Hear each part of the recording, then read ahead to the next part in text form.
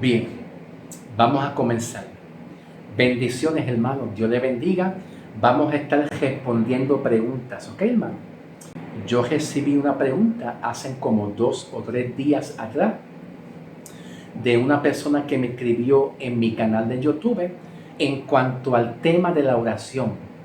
Y encontré tan interesante la pregunta que la persona me escribió diciendo: ¿qué se hace en oración? ¿Qué cosa se logra cuando una persona ora? Y yo le encontré lógica a esa pregunta y muy interesante. Ahora, la persona que me escribió esta pregunta, ¿qué se hace en oración?, me la escribió en referencia a un video que ya yo había subido a YouTube hace más de un año, que el video se titula Los lugares celestiales. ¿Ok?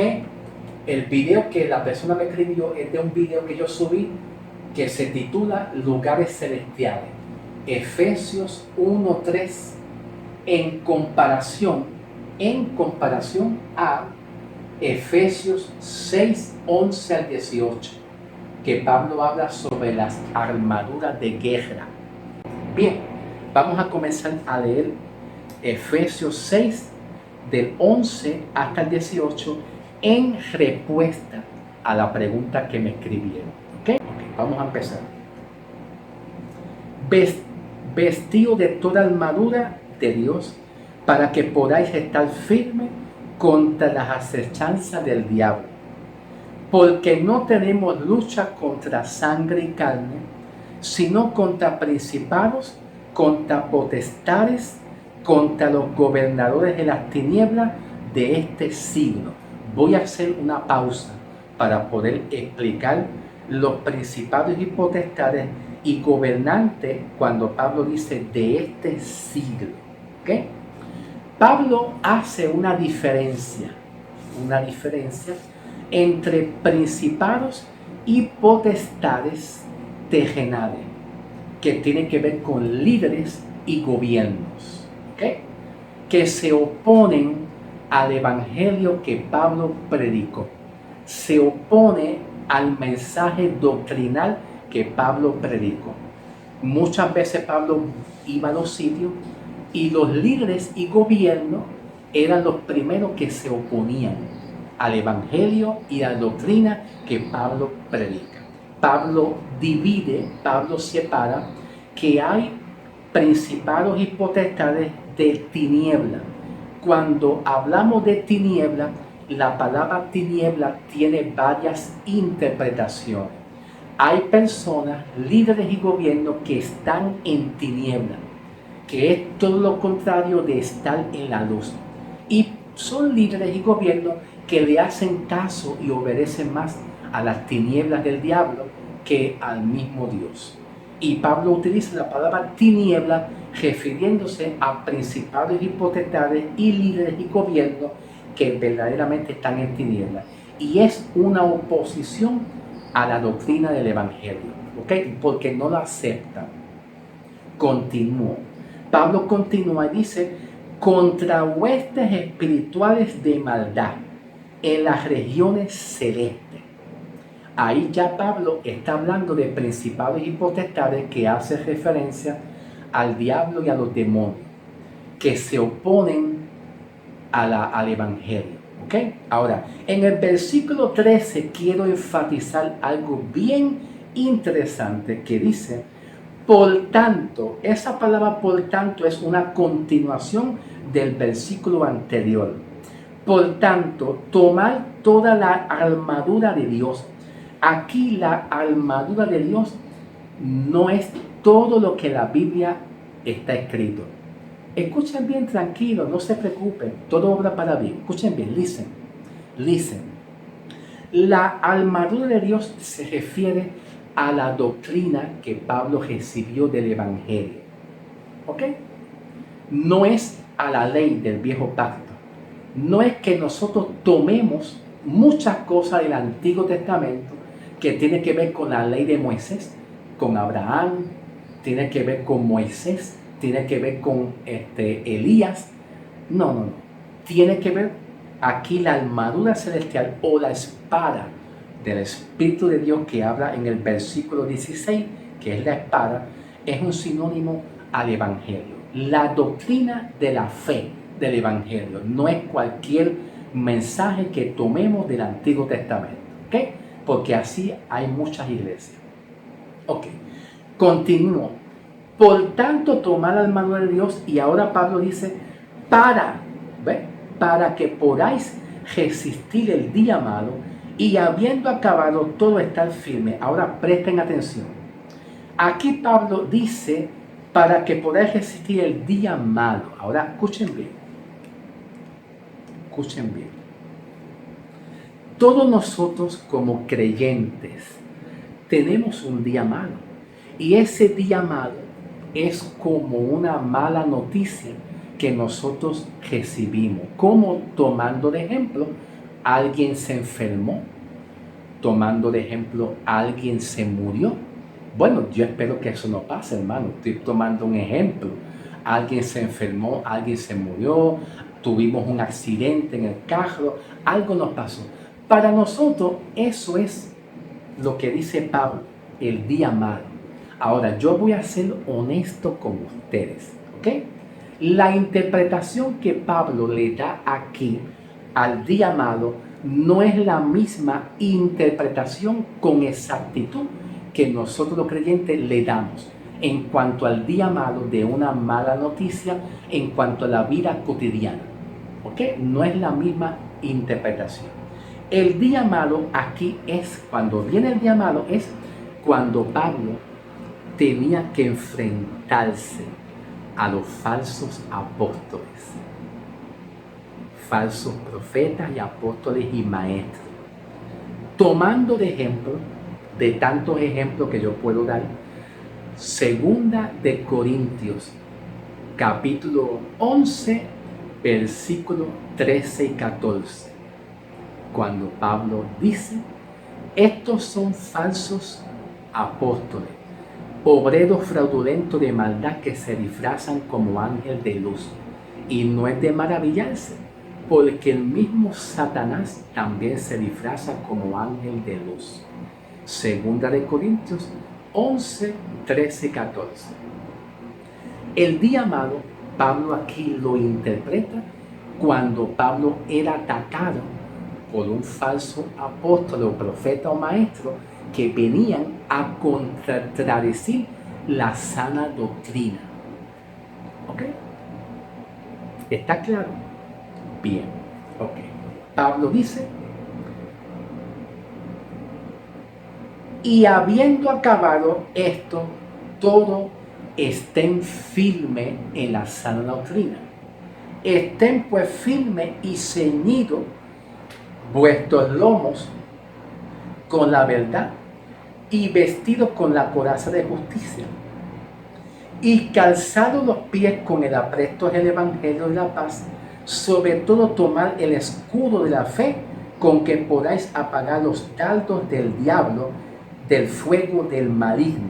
Wow, esto es bien interesante porque cuando el diablo viene con una falsa doctrina, que es el ataque genuino que Pablo recibía, viene bien sutilmente a cambiar la verdad por una mentira y, como dice Pablo, ¿verdad?, con espíritu de piedad, ¿verdad?, hablando con espíritu de piedad, de mansedumbre, tratando de convencer al cristiano de que esta es la doctrina. ¿Ve? Entonces voy a enfatizar cómo Pablo expresa aquí las armaduras y cómo Pablo empieza aquí a cómo se debe de batallar. Primero, en el versículo 18, Pablo dice, orando en todo tiempo, con toda oración y súplica. Es muy contradictorio a muchas iglesias, cuando en muchas iglesias pues batallan contra los ataques del diablo de una manera física y literal, haciendo guerra espiritual, dando vuelta alrededor de la iglesia, como lo hicieron, como lo hizo el pueblo de Israel cuando dio vuelta las 7 vueltas de Jericó. Pero así no se batalla. Pablo dice que se batalla orando. Y Pablo continúa con súplica en el Espíritu y velando en ello con toda perseverancia y súplica por todos los santos. Cuando Pablo dice velando, es velando que la sana doctrina permanezca vigente. Velando significa que lo que se esté hablando, de cualquier persona que hable, uno tiene que velar, estar pendiente, no es estar dormido, no es el dormirse, no, hay que velar por la sana doctrina. Y también Pablo dice por todos los santos, para proteger a la iglesia, al cuerpo, de los ataques del diablo. ¿Ok? Vamos a la pizarra un momentito, vamos a hacer una pausa aquí y a la pizarra. Vamos acá un momentito.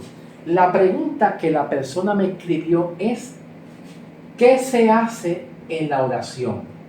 ¿Para qué sirve la oración? De acuerdo al contexto de Efesios 6, 11 al 18.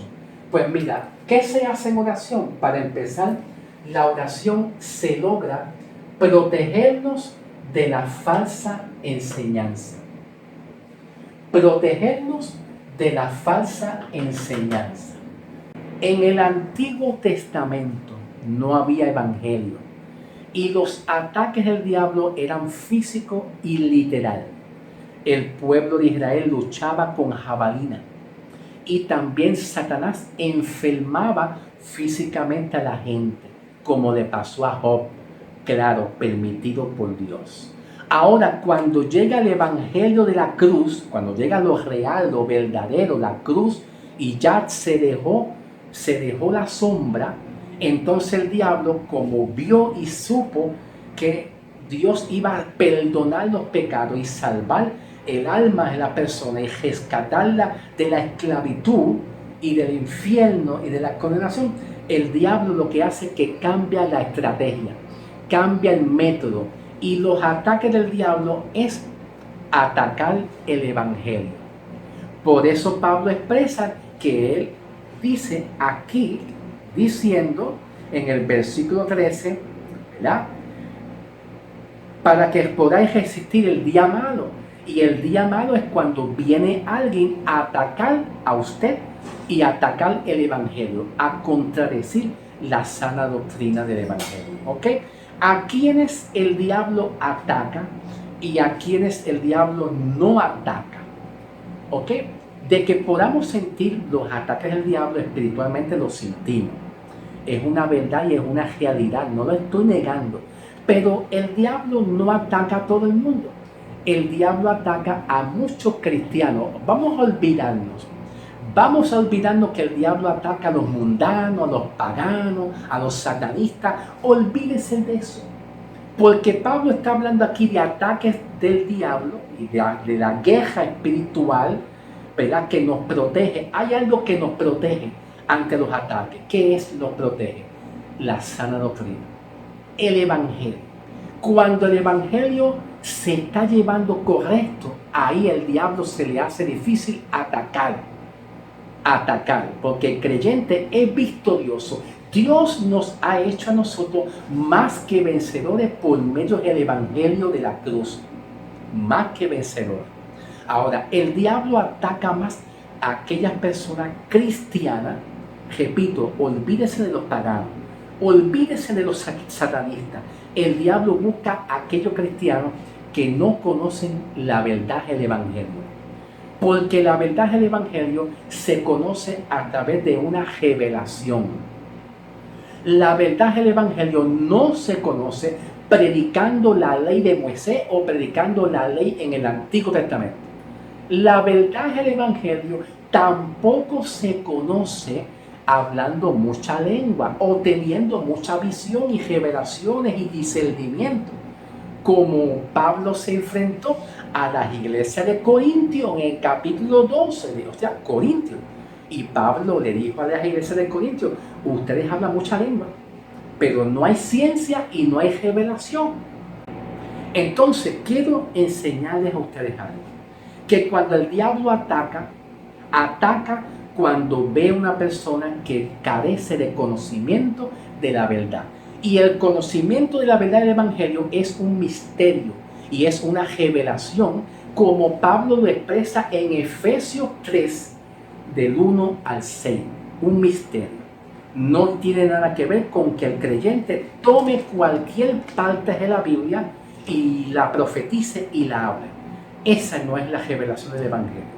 La revelación del Evangelio, que siempre el diablo quiere atacar, es la doctrina que Pablo trae a nosotros, la iglesia. ¿Ok? Bien. El propósito de la oración es proteger la sana doctrina de las falsas enseñanzas. ¿Y a quién usa el diablo? A hombres cristianos. Olvídese de los satanistas y los paganos. ¿Ok? Pablo nos dice en 1 de Timoteo 4:1 que el diablo empieza a atacar cuando escuchamos a espíritus engañadores y doctrina de demonio que hace que contradice la verdad del Evangelio. ¿Okay? ¿De qué manera? Ok, ¿de cómo? ¿Cómo? Efesios 6:18.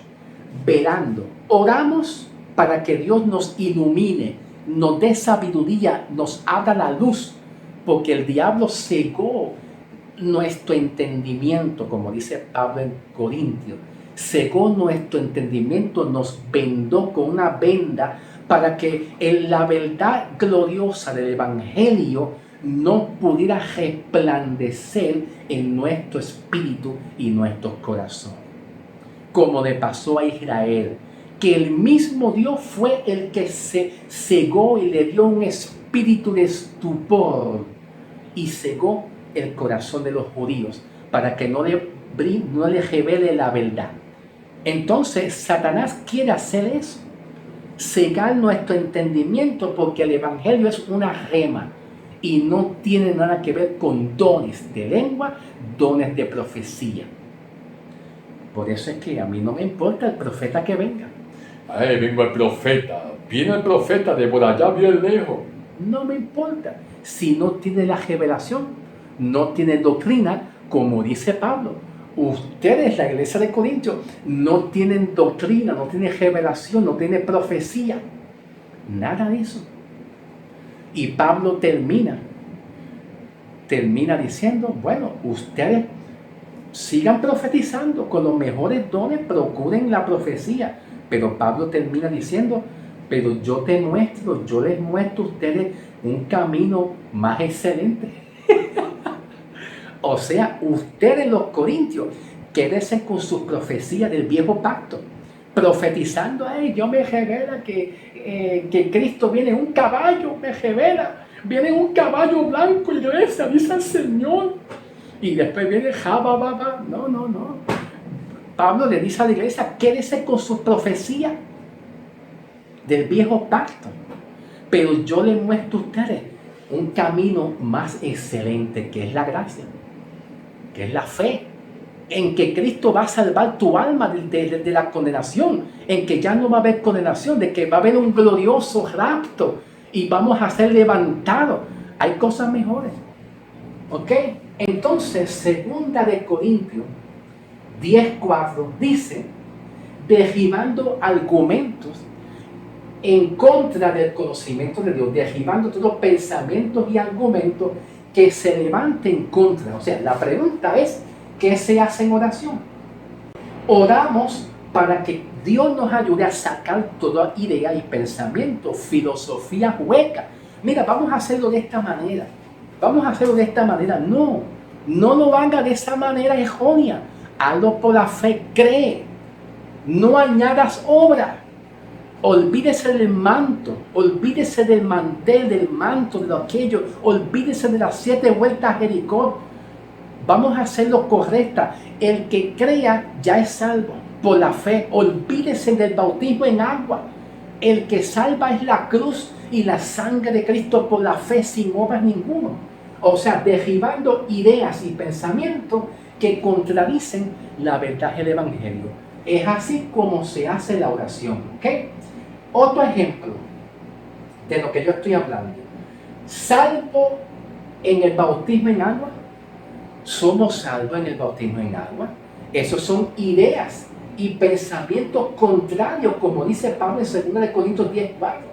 Otro ejemplo, nuestros pecados futuros no están perdonados completos.